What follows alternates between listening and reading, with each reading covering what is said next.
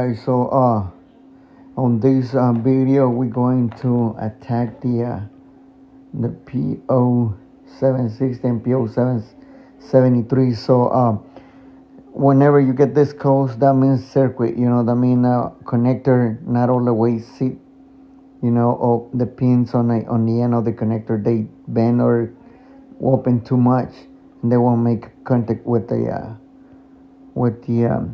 solenoid, so, or the wiring. But specific on this for exploder, it's going to be the solenoid pack for sure.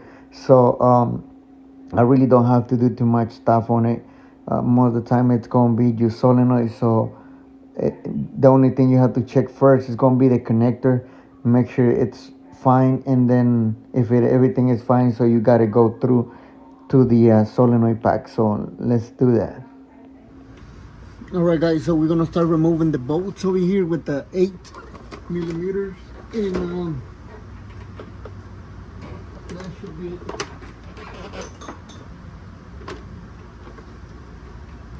one thing that you have to be careful is with the fluid. So I'm not going to drain it or something like that, because it won't drop that much. So I'm gonna just remove the whole thing and hang up the cover one side, and I'm gonna put my pan right here so I can catch the fluid, and that's the only thing that I'm gonna do. So I'm gonna start getting this out.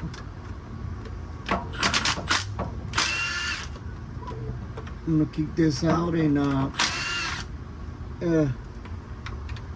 you just have to, the only thing that you have to be careful, it will be the getting all the fluid right on the pan. On this one, the fluid is being changed not too long ago, so we're gonna try to save the fluid maybe, and see if it is kind of dirty, so we're just gonna replace it. So but when we drop it, we'll see how the fluid goes, or how the fluid looks like that, and then we can start from there, to decide if it replaced it or not. But I believe that it's gonna be not dirty at all. So we're gonna start removing all the way around. I can really show that, the whole thing, because it's gonna be too much. So I may have to move my camera a little bit, and then to go like to show exactly what, or maybe not. But if it is on the way, I may have to get it out of the way. I'm gonna put my pan right here because it's gonna start dripping. You will see that coming out. Getting the rest of it out. On these back ones, I'm gonna use a short 8, and I'm gonna use the sway ball so I can get them off easily, because they're hiding behind all that. So that's what we have to. We have to use the sway ball, in the back. If you see the fluid already start coming out, so we just have to be careful with the bigger the pins you get, it should be better, so you don't get in trouble with the fluid. Okay, so let me see if I can get this right here. Okay, let me show you the way that I don't know if you can see what I'm doing right here with the. Let me turn this a little bit up this way, so you maybe see where it goes with the 8-inch sway ball. Yeah, because there is not enough room, so that's how we get the back ones.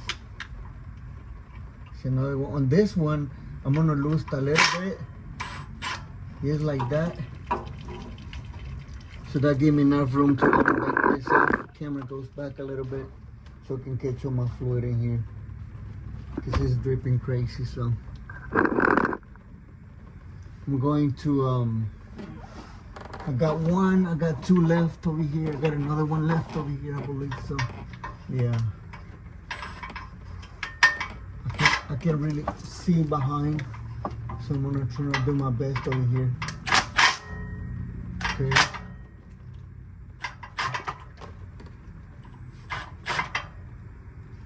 If you see right there, so I'm gonna get this one off.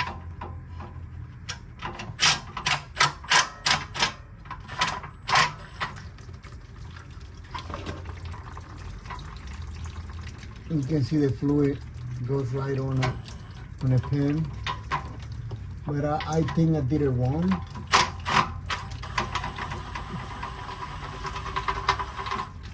Yeah, getting the bolts out, I think I did it wrong. I did it wrong, but that's fine. I mean, I still can catch the fluid right there. So I'm going to see if I can go right here. Okay, I'm gonna remove the last one. Okay, I got the last one out. And now I'm gonna try to get the whole pan. Let's see if I can get it. Not to drop the whole thing now, you know, like that. Right on. So, yeah, I just have to be careful with the fluid, you know, not to drop all the way down. I'll catch you most things, so yeah, I got it right here on the pin. So I'm gonna turn around so I can move the pin out of the way. So I'm gonna let it drip now and see how much fluid we can catch. It won't be that much, but still I'm gonna let it drip a little bit and see how it goes. And I'll be back in a minute. All right, guys, so it's still dripping, so I'm gonna go ahead and my bad, I'm gonna go ahead and keep going on this one. So next step, it will be getting the connector out, you know, this one right here. So we just have to remove the tin on top of it. You know, I'm gonna see if I can get this thing clean, you know, and I'm gonna get the tin.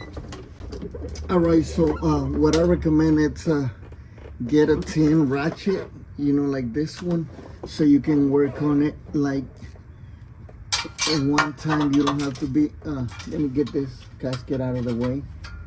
I'm gonna put it right here on top.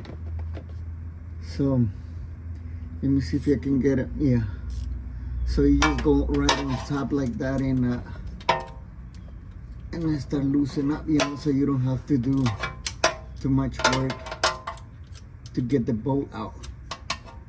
And because there is no, there is not enough room to get, to get the socket in there and get it out. So the only way that you can get this out is gonna be maybe with a small swivel and a small tin. But at this point, I don't have that right away, so I'm gonna use just this ratchet wrench, and then it should make the way out on the bolt enough to get the flow out the connector.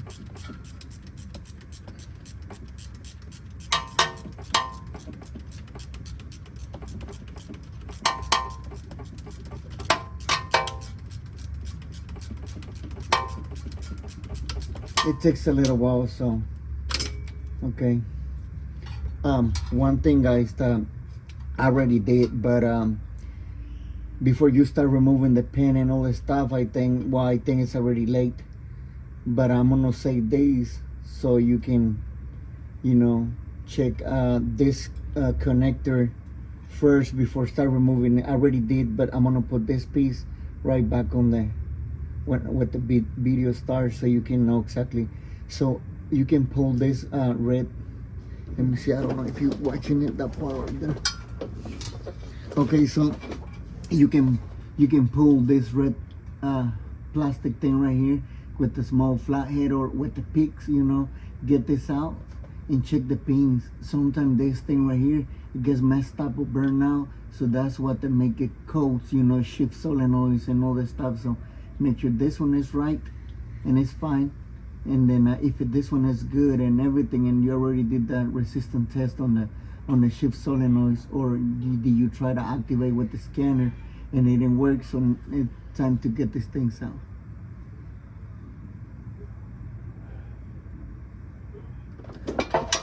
So I'm gonna keep going on this one, and I'm gonna get the I believe it's gonna be the E20 on this ones. Let me get him. Okay, so I'm gonna check it's gonna be the T30. It's T30, the one we're gonna use right there. And bring this my impact over here.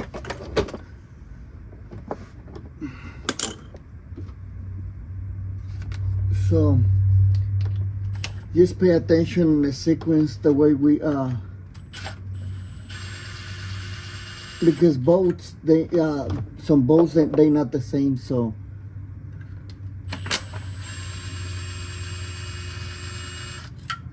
okay, they the same, those the same. This other one, let's see, the same thing. I believe there is a couple, one or two, they not the same. They shorter than or longer than the other one. So let me keep going on this one. No, they the same. This one right here.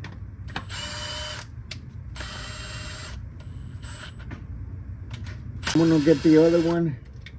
I'm gonna hold this in there. They all the same. They look almost all the same. So I'm thinking that I just need to go deep on the. Let me see if I can get this off. I got that one. So that should be enough right now to get it out. Let me see, should be another one right here on top of but I can catch it. Let me see if I can get it. Yeah, I got it out. This is the short one. The last one right here on the corner, it's short. And I believe let me see. That's the only one. Yeah, I don't see nothing else short right there. I'm gonna start digging in this thing and see if I can twist the top of it so I can get it out. Let me see. Let me get this off. Let me see if I can just pull it and it should came out. Okay, so I'm gonna let it drip this pack, solenoid pack, and yeah, just to make sure, you know, this thing it won't. I'm gonna let it drip enough. One thing, guys, that I recommend is don't get a rebuilder ones, because that's what they're going back. If you see this one, this is not too old, but it's a rebuilder one. So this is the one is bad for some reason. It gets bad after 4 months, I think. So yeah, you just better get a new one, guys, and so it should last longer than this one, you know. So now we're just going to do a recheck on the pins over here. I may record that part to check resistance on this one, make sure they right. But for now, I think that's gonna be it. And I hope that video helped, guys. If you say it's not that hard, it's just this thing is gonna be kind of expensive. I think it's gonna be around $400 or more than that. So yeah, just make sure this is bad on your side. If you see the codes on the beginning of the video, so everything shows that, you know, point to the shift solenoid things, because it's a short to the ground and short circuit. So that means this thing is not working. Inside is getting short out, but I still have to make sure, you know, this thing is bad.